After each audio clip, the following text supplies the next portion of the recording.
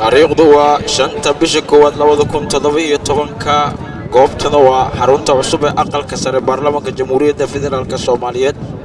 halkaas oo maanta lagu soo gabagabeeyay mashruucii hirgelinta xarunta aqalka sare ee baarlamaanka jamhuuriyadda federaalka Soomaaliya ayadoo ay diyaar ku yihiin goobta cutubyo ka tirsan ciidanka booliiska Soomaaliyeed kuwaas oo u diyaar inay salaan sharaf siiyaan madaxweynaha jamhuuriyadda federaalka Soomaaliyeed mudane xasan sheekh maxamuud xarunta cusub ee aqalka sare baarlamaanka jamhuuriyadda federaalka Soomaaliya daawasho wacan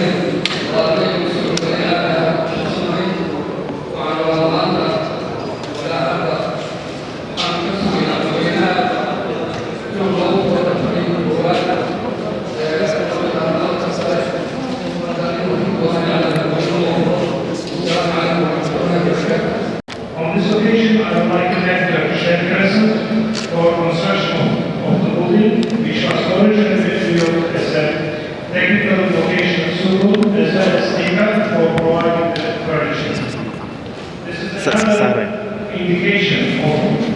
of our cooperation and relationship that exists between our brothers. The building will serve as the Abraham Center. As you all know, Turkey will be concerned with all parts of the building. We expect that the construction work will start the second half of this year after the realization of architectural design and project. The new Parliament building will host for lower house and upper house. Using this opportunity, we would like to acknowledge once again the progress achieved in Somalia in recent years. Turkey is confident that Somalia will continue to make progress in its journey towards stability and development. I want to underline that Turkey will continue to support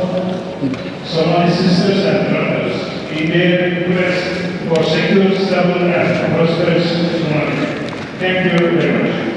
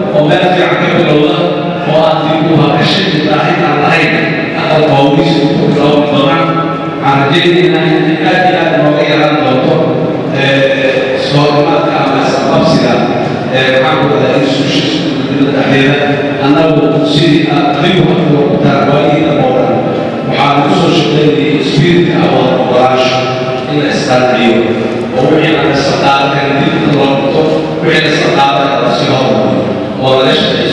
على ديننا الله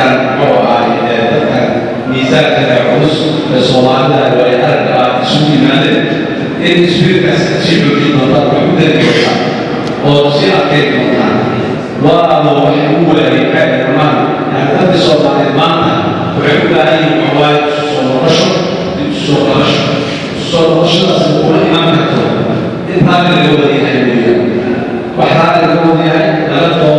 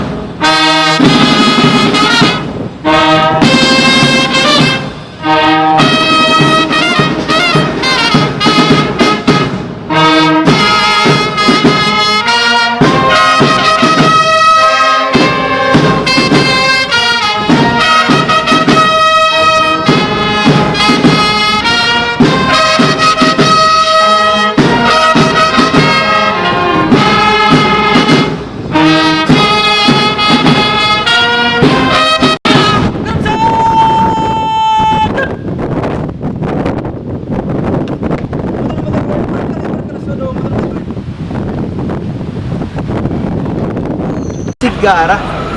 taliyaha ciidanka oo runtii shaqo tayo leh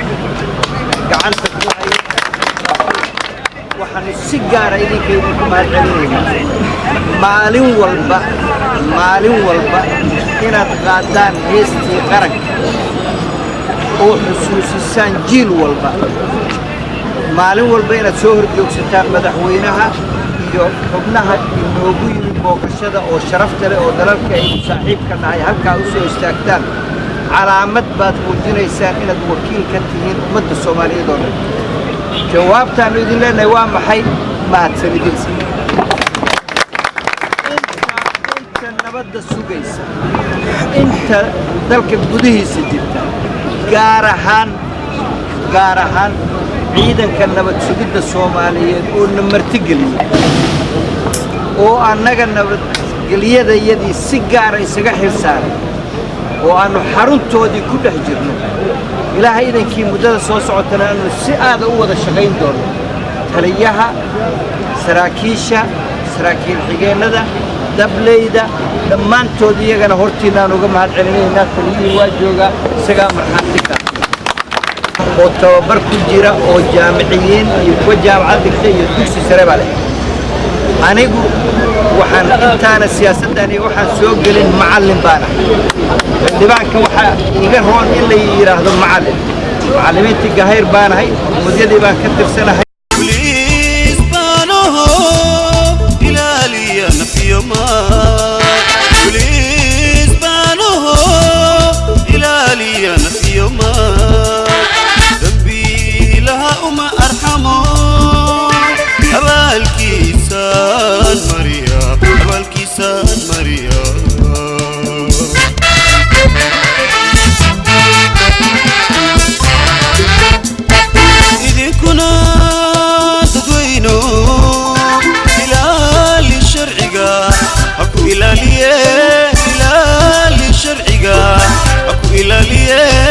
dambiilaha ordaayo aragto adqarisa